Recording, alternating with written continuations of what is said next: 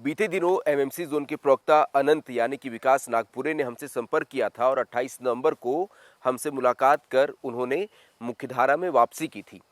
अनंत अपने 11 साथियों के साथ मुख्यधारा में वापस लौटे थे, लेकिन जब वो मुख्यधारा में लौट रहे थे उस वक्त उन्होंने हमें बताया था कि उन्होंने अपने 4 साथियों को एमएमसी जोन में सक्रिय अन्य नक्सलियों के पास भेजा है ताकि वो भी मुख्यधारा में लौट पाएं। इसके लगभग 10 दिन के अंदर ही 6 दिसंबर को केबी डिवीजन यानी कि कान्हा भोरमदेव डिवीजन के सबसे प्रमुख नक्सली सुरेन ने अपने 10 साथियों के साथ बालाघाट में सरेंडर कर दिया और उसके अगले दिन ही रामधेर, जो कि एमएमसी जोन के सबसे महत्वपूर्ण नक्सली थे और सेंट्रल कमेटी मेंबर थे, उन्होंने खैरागढ़ में मुख्यधारा में वापसी की। उस वक्त उन्होंने हमारे बड़े भाई रानू तिवारी भैया को मध्यस्थ के तौर पे बुलाया था।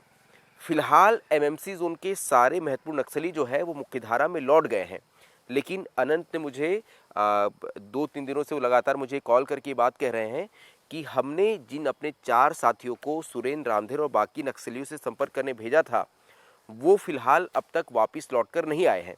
तो फिलहाल अनंत के उस संदेश को मैं इस वीडियो के माध्यम से उन चारों माओवादियों तक पहुंचाने की कोशिश कर रहा हूं, जो फिलहाल सुरेन, रामधेर और बाकी नक्सलियों की तलाश में उस इलाके में गए थे, ताकि ये संदेश दे पाएँ कि नक्सल संगठन ने मुख्यधारा में वापसी का फैसला किया है।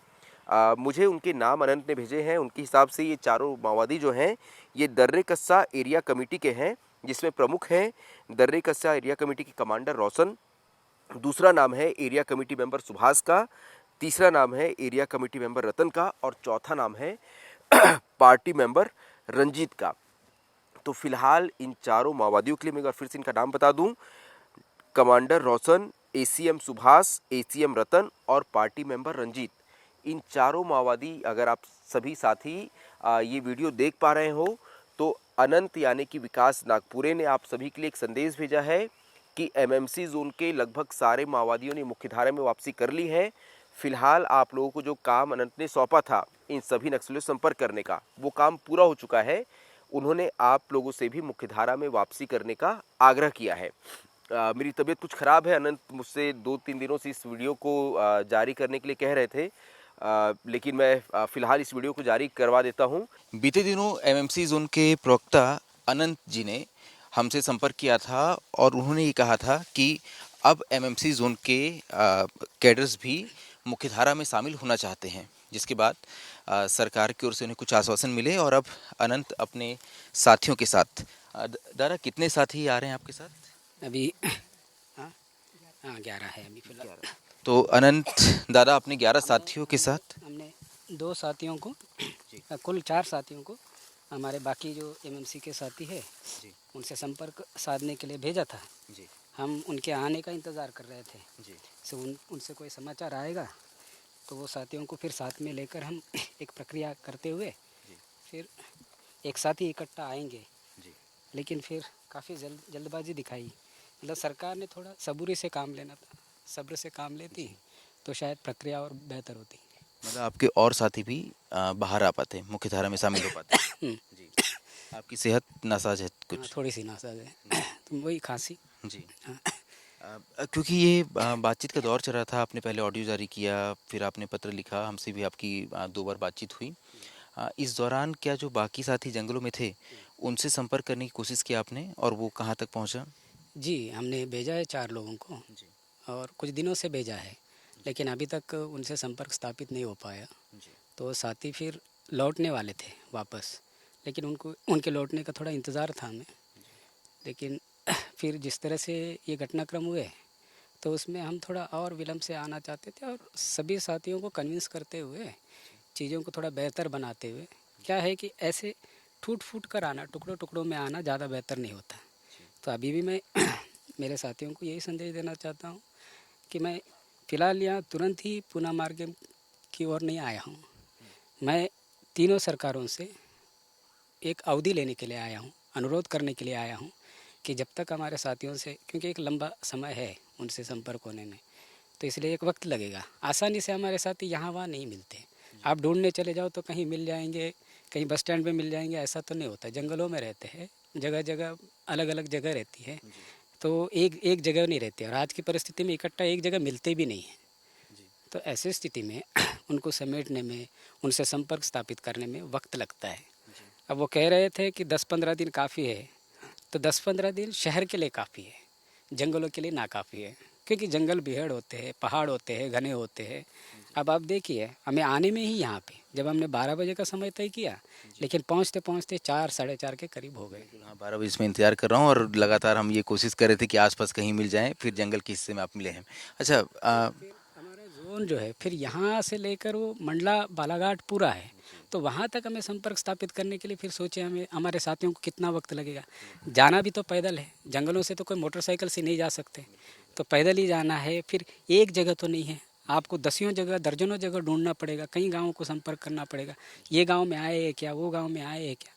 और स्थिति ऐसी है कि आज की परिस्थिति ऐसी है कि कोई व्यक्ति जाकर अगर दल के बारे में पूछता है तो भी दादा लोग गुप्तता से बताते नहीं आए हैं, अगर उनसे संपर्क भी हुआ, क्योंकि क्या कब कोई घटना ऐसी अप्रिय घटना घट जाएगी कह नहीं सकते। इसलिए एक डर का माहौल है, एक दहशत का माहौल है पूरी जनता में। इसलिए जनता भी, मतलब हम में से कोई जाएगा भी तो ये कहीं सरेंडर होकर तो नहीं आया, ये दुश्मन का आदमी बनकर तो नहीं आया, इसलिए वो पता भी नहीं बताते दल का कहाँ है, कौन व्यक्ति कहाँ है। तो इस तरह से हमारे साथी बिखरे पड़े हैं, तो उनको थोड़ा सा समेटने के लिए हमें वक्त चाहिए था और उस वक्त की दरकार थी हमें, तो उसके लिए हमने वक्त मांगा था। लेकिन अगर ये चारों माओवादी इस वीडियो को देख रहे हो तो आप नीचे जो नंबर आपको नज़र आ रहा होगा आप उस पर संपर्क कर सकते हैं मुझसे, और या फिर अगर आपके आसपास कोई भी पुलिस कैंप हो तो आप वहां जा सकते हैं, क्योंकि तीनों ही राज्यों ने बहुत ही खुले दिल से आप लोग के मुख्यधारा में वापसी का स्वागत किया है। महाराष्ट्र, एमपी या छत्तीसगढ़, तीनों ही राज्यों में आपके प्रमुख माओवादी नेताओं ने अपने साथियों के साथ समर्पण किया और तीनों ही राज्यों ने बहुत ही दिल खोलकर इस फैसले का स्वागत किया था। ऐसे में ऐसा माना जा रहा है, क्योंकि पुलिस के कुछ अधिकारियों ने भी मुझसे इस बारे में बात की। उन्होंने कहा कि आप सभी यदि लौटना चाहते हैं तो आप अपने नज़दीकी पुलिस थाने या कैंप में संपर्क कर सकते हैं। यदि आपको किसी तरह की सुरक्षागत दिक्कत हो तो आप किसी भी आसपास के पत्रकार से आप संपर्क कर सकते हैं, हमसे संपर्क कर सकते हैं। यदि आप वापस लौटेंगे तो अनंत अभी आपकी चिंता कर रहे हैं, क्योंकि उन्होंने ही आपको संदेश लेकर भेजा था। अनंत ने मुझे ये भी बताया कि इन चारों माओवादियों के पास कोई हथियार नहीं है, इन्हें सिर्फ संदेशवाहक के तौर पर भेजा गया था। तो फिलहाल ये संदेश जो है इन चारों माओवादियों के लिए है। मैं एक बार फिर से इनका नाम मैं बता देता हूँ। इनका नाम है रोशन, सुभाष, रंजीत और रतन। ये चारों दर्रे कस्सा एरिया कमेटी से संबंध रखते हैं।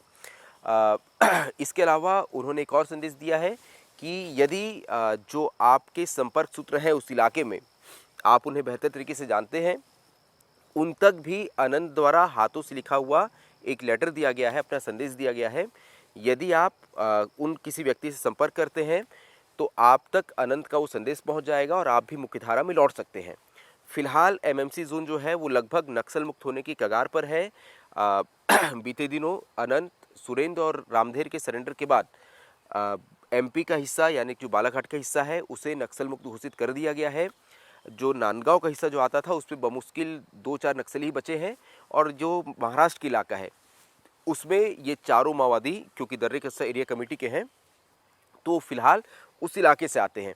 ऐसे में एमएमसी जोन लगभग नक्सल मुक्त होने की कगार पर है, और इस जो फैसले का जो अनंत ने जो स्टेप लिया था, अनंत ने जो कदम उठाया था कि बातचीत के द्वारा इस लंबे संघर्ष को विराम दिया जाए, क्योंकि इसमें बहुत खून जो है वो बह चुका है। तो फिलहाल उसका असर ये हुआ कि बिना किसी खून बहे ये जो पूरा संघर्ष का दौर था वो खत्म हुआ है। इन माओवादियों ने मुख्यधारा में लौटने का फैसला किया है, साथ ही एक बड़ा संदेश दिया है कि अब ये जो संघर्ष जो लगातार इतने सालों से जारी था उसमें हथियारों के लिए कोई जगह नहीं है। यदि नक्सल विचारधारा से जुड़े कोई भी व्यक्ति जनता के हित की बात रखना चाहते हैं, जनता के हक में लड़ाई करना चाहते हैं, तो वो लोकतांत्रिक तरीके से लड़ाई कर सकते हैं, लेकिन अब उसमें हथियार नहीं होना चाहिए, खून खराबा नहीं होना चाहिए। तो ये संदेश विकास नागपुरे उर्फ अनंत ने हमारे माध्यम से जनता तक और नक्सल संगठन तक पहुंचाया था। इससे पहले हमने देखा कि गढ़चिरौली में सोनू दादा और बस्तर में रुपेश दादा ने लगभग अपने 270 साथियों के साथ मुख्यधारा में वापसी की थी।